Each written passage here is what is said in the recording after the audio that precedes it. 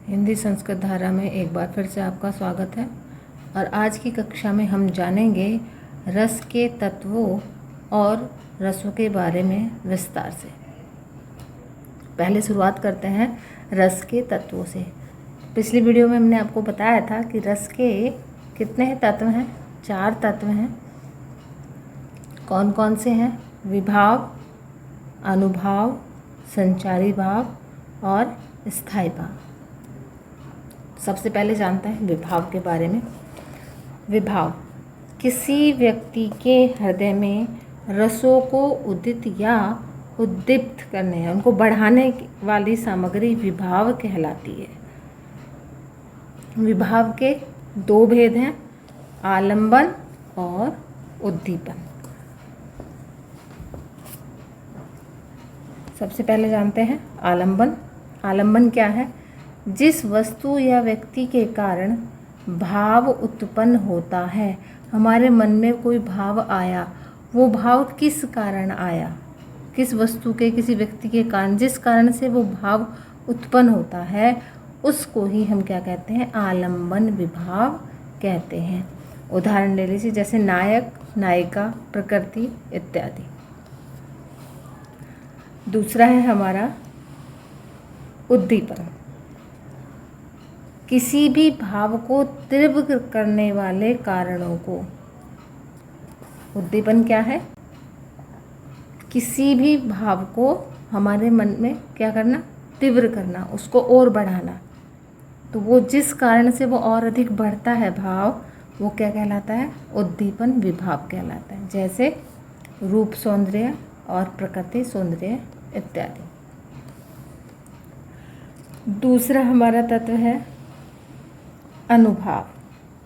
अनुभाव क्या है? आलंबन और उद्दीपन आदि कारणों से उत्पन्न भावों को।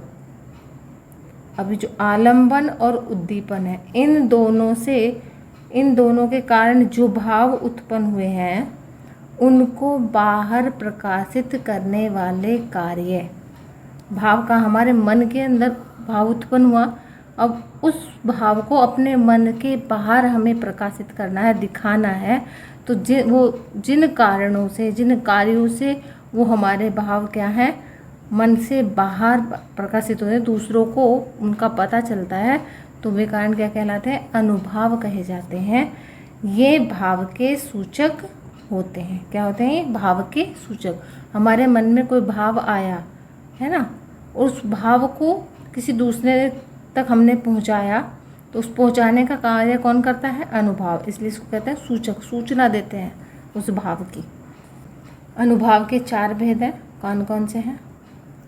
कायिक, सात्विक, वाचिक, आहार्य। अब इन 4 भेद के बारे में थोड़ा सा जान लेते हैं। सबसे पहला क्या है? कायिक अनुभव। शरीर के द्वारा की जाने वाली चेष्टाओं को कायिक अनुभाव कहते हैं। और कायिक अनुभाव माने जो शरीर के द्वारा की जाने वाले जो प्रयास हैं, वो क्या कहते हैं? चेष्टाएं, जो प्रयास हैं, वो क्या कहलाते हैं? कायिक अनुभाव कहे जाते हैं। जैसे हाथ से इशारा करना। तो हमने हाथ से इशारा किया, तो उसके लिए क्या हुआ? हमने अपने हाथ का इस्तेमाल किया, अपने शरीर का इस्तेमाल किया, इसलिए ये क्या है? हमारे कायिक अनुभव। दूसरा हमारा आता है सात्विक अनुभव। शरीर में स्वतः उत्पन्न होने वाली चेष्टाओं को क्या कहते हैं? सात्विक अनुभव। अपने आप से जो उत्पन्न हो जाती हैं। और ये कितने प्रकार के हैं? 8 हैं। और कौन कौन से हैं? रोमांच, कंपन, स्वेद, स्तंभ, स्वरभंग, प्रलय, अश्रु और वैवर्ण्य। वैवर्ण्य माने रंग उड़ जाना। आपके चेहरे का है, उसका रंग उड़ जाता है। किसी कोई ऐसी घटना या कुछ देख लेते हो, तो क्या है? आपके चेहरे का रंग, कहते हैं ना, रंग उड़ गया है, रंग बदल गया है, तो वो क्या कहलाता है? वैवर्ण्य।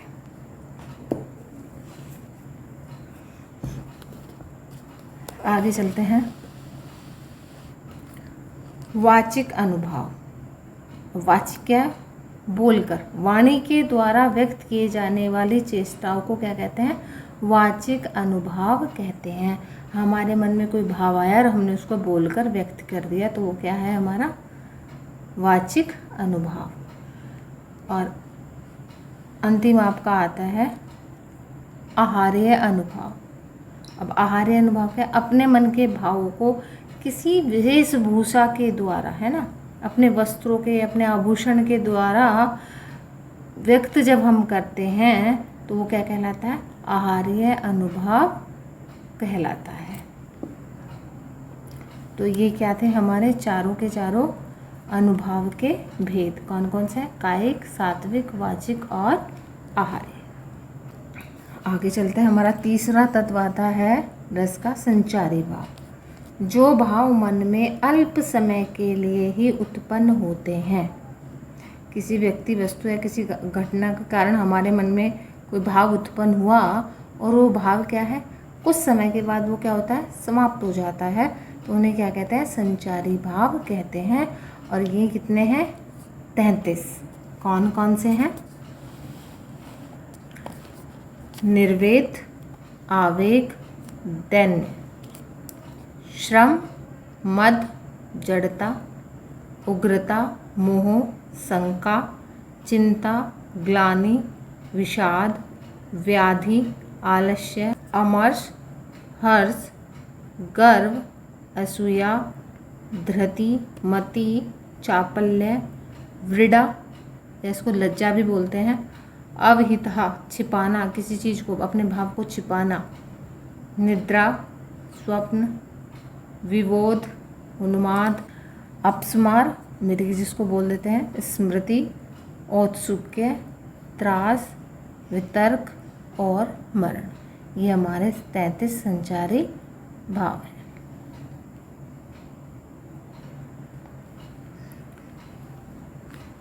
चौथा और अंतिम आता है हमारा स्थायी भाव। जो भाव चिरकाल तक मन में स्थिर रहता है, जो विभाव, अनुभाव तथा संचारी भाव से संबद्ध होने पर रस रूप में व्यक्त होता है। तो विभाव, अनुभाव और संचारी भाव, इन तीनों से मिलकर कोई जो भाव आता है, और वो भाव क्या होता है? हमारे मन में एक लंबे समय के लिए स्थिर हो जाता है। उसे क्या कहते हैं? स्थायी भाव कहते हैं। जो भाव चिरकाल तक मन में स्थिर रहता है, जो विभाव, अनुभाव तथा संचारी भाव से संबद्ध होने पर रस रूप में व्यक्त होता है, उस भाव को क्या कहते हैं? स्थायी भाव कहते हैं। स्थायी हो गया है ना, स्थान बना लिया है उसने अपना मन के अंदर। आगे चलते हैं। रस के भेद। रस के भेद कितने हैं? 9। तो अब हम इन 9 के 9 भेद के बारे में विस्तार से जानेंगे। तो पहला रस हमारा कौन सा आता है? श्रृंगार रस। इन सभी के स्थायी भाव मैंने पीछे वाली वीडियो में आपको बता दिए हैं। श्रृंगार रस, इसको रस राज भी कहा जाता है। और श्रृंगार रस कहाँ आता है? सौंदर्य और प्रेम का वर्णन जहाँ होता है वहाँ आपका क्या आता है? श्रृंगार रस आता है। और सौंदर्य और प्रेम के वर्णन के आधार पर इसको हमने फिर 2 भेद कर दिए हैं। कौन कौन से हैं?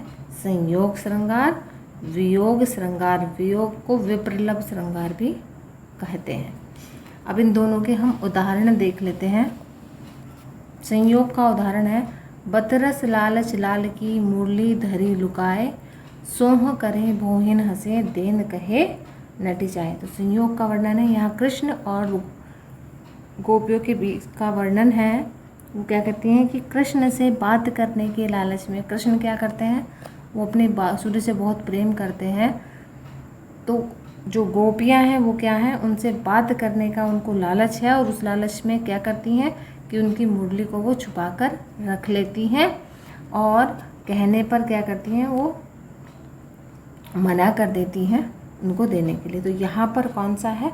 संयोग श्रृंगार आता है। दूसरा हमारा वियोग, उसको देख लेते हैं। निस्दिन बरसत नयन हमारे, सदा रहती पावस ऋतु, हम पे जबते श्याम सिधारे। और जब श्याम कहाँ चले जाते हैं? मथुरा चले जाते हैं। तो गोपियाँ उनके वियोग में किस तरह से अपने समय को व्यतीत करती हैं, वो वर्णन यहाँ पर किया गया है। हास्य रस कहाँ होगा? वेशभूषा या वाणी की विकृति को देखकर मन में उत्पन्न प्रसन्नता क्या है? हास्य रस। उदाहरण देख लेते हैं। बुरे समय को देखकर गंजे तू क्यों रोए, किसी भी हालत में तेरा बाल न बांका होए। तो यहाँ पर क्या है, एक गंजे व्यक्ति पर व्यंग किया गया है। जब आप व्यंग करते हैं तो उस व्यंग को सुनकर दूसरे सामने वाले व्यक्ति को हंसी आई जाती है। जहाँ हंसी आएगी तो वहाँ पर आपका कौन सा जाता है, हास्य रस। आगे चलते हैं। करुण रस, विनाश, वियोग या दूर जाने से उत्पन्न दुख या वेदना जहाँ होगी वहाँ क्या होगा, करुण रस। उदाहरण देख लेते हैं। देखी सुदामा की दीन दशा, करुणा करिके करुणा निधि रोए। पानी परात को हाथ छुयो नहीं, नैनन ही के जल सो पग धोए। कृष्ण से मिलने जब सुदामा आते हैं, सुदामा की उस बुरी दशा को देखकर कृष्ण जो परेशान हो जाते हैं, तो उसका वर्णन यहाँ पर, उस करुण स्थिति का वर्णन यहाँ पर किया गया है। तो इसलिए यहाँ पर आपका कौन सा आ जाता है, करुण रस आ जाता है। आगे चलते हैं। रौद्र रस, किसी की निंदा या अपमान को देखकर या सुनकर उत्पन्न क्रोध, है ना। कोई किसी की निंदा कर रहा है, किसी का अपमान कर रहा है, उसे देखकर जब आपको क्रोध आ जाता है तो वहाँ पर आपका क्या होता है, रौद्र रस होता है। उदाहरण देख लेते हैं इसका। सब शोक अपना भूल कर करतल युगल मलने लगे, संसार देखे अब हमारे शत्रु रण में मृत पड़े। करते हुए वह घोषणा वो हो गए उठकर खड़े, उस काल मारे क्रोध के तनुकाम ने उनका लगा, मानो हवा के जोर से सोता हुआ सागर जरा।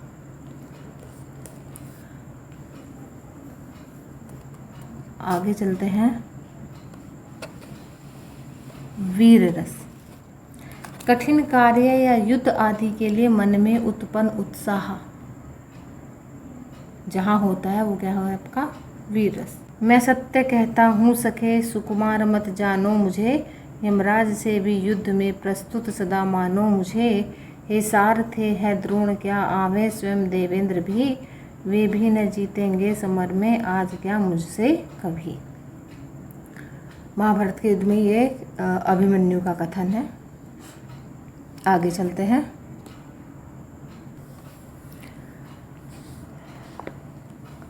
अगला हमारा रस है भयानक रस। किसी बुरे व्यक्ति या घटना को याद करने पर उत्पन्न जो भाव हैं वहाँ आपका क्या होता है, भयानक रस होता है। उदाहरण देख लेते हैं। समस्त सर्पों संग श्याम जो कढ़े, कलिंद की नंदिनी के सुअंक से, खड़े किनारे जितने मनुष्य थे, सभी महासंकित भीत हो उठे। विभत्स रस, घृणित वस्तु या व्यक्ति को देखकर उत्पन्न होने वाली ग्लानि, वो क्या है आपका, विभत्स रस। उदाहरण देख लेते हैं। रिपु आतन की कुंडली, करी जोगनी चबात, बही में पागी मनो, जुवती जलेबी खात। आगे चलते हैं। अद्भुत रस, विचित्र और आश्चर्यजनक वस्तु को देखकर उत्पन्न भाव क्या कहलाते हैं आपके, अद्भुत रस। अखिल भुवन चर अचर जग, हरि मुख में लखी मातु, चकित भई गद गद वचन, विकसित द्रग पुल कातु। छोटे से कृष्ण जी के मुख में जब यशोदा माता क्या है, पूरे ब्रह्मांड को देख लेती हैं तो उसको देखकर क्या है, वो आश्चर्यचकित हो जाती हैं। तो इसलिए यहाँ पर आपका कौन सा आ जाता है, अद्भुत रस आ जाता है। और हमारा अंतिम रस आता है शांत रस। संसार से वैराग्य होने पर या परमात्मा के वास्तविक रूप का ज्ञान हो जाने पर जो हमारे मन को शांति प्राप्त होती है, जो मानसिक शांति है, वो क्या है आपका, शांत रस है। मन रे तन का गद का पुतला, लागै बूंद बिनसी जाए, छिन में गर्भ करे क्या इतना। मन से कह रहे हैं कि तन क्या है, शरीर क्या है, कागज़ का पुतला है, और थोड़ी सी भी बूंद लग जाए तो क्या है, समाप्त हो जाता है। इसलिए इसका क्या नहीं करना चाहिए, गर्व नहीं करना चाहिए, गर्व नहीं, घमंड नहीं करना चाहिए। ठीक है, यहाँ पर आपका कौन सा जाता है, शांत रस। इनसे अलग हमने 2 अन्य रस और माने हैं, कौन से हैं? वात्सल्य रस और भक्ति रस। उनके बारे में थोड़ा और जान लेते हैं। वात्सल्य रस संतान के प्रति स्नेह भाव जहाँ व्यक्त किया जाता है वहाँ होता है आपका वात्सल्य रस। यशोदा हरि पालने झुलावही, हलरावई दुलरावई, जोई सोई कछु गावई। तो यहाँ यशोदा का स्नेह किसके प्रति है? कृष्ण के प्रति यशोदा का स्नेह व्यक्त किया गया है। भक्ति रस वैराग्य का उत्पन्न होना, जहाँ वैराग्य उत्पन्न हो गया है वहीं आपका क्या आ जाएगा? भक्ति रस। संसार की मोह माया से आपको क्या हो गया? मोह जब आपका खत्म हो जाता है तो वहाँ क्या आ जाता है? वैराग्य। और जहाँ वैराग्य आ गया तो वहाँ आपकी आ जाती है भक्ति। उदाहरण देख लेते हैं। राम जपु राम जपु राम जपु बावरे, घोर भव नीर निधि नाम निज नावरे। तो जब वैराग्य उत्पन्न हो जाता है तो फिर कहाँ सिर्फ एक ही चीज़ आपको दिखाई देती है, वो क्या है? ईश्वर भक्ति। तो आप सिर्फ राम का नाम ही जपते हैं। आज के लिए इतना ही, धन्यवाद। यहाँ पर हमारे रस समाप्त हो जाते हैं और अपनी अगली वीडियो में हम लेकर आएंगे आपके लिए अलंकार।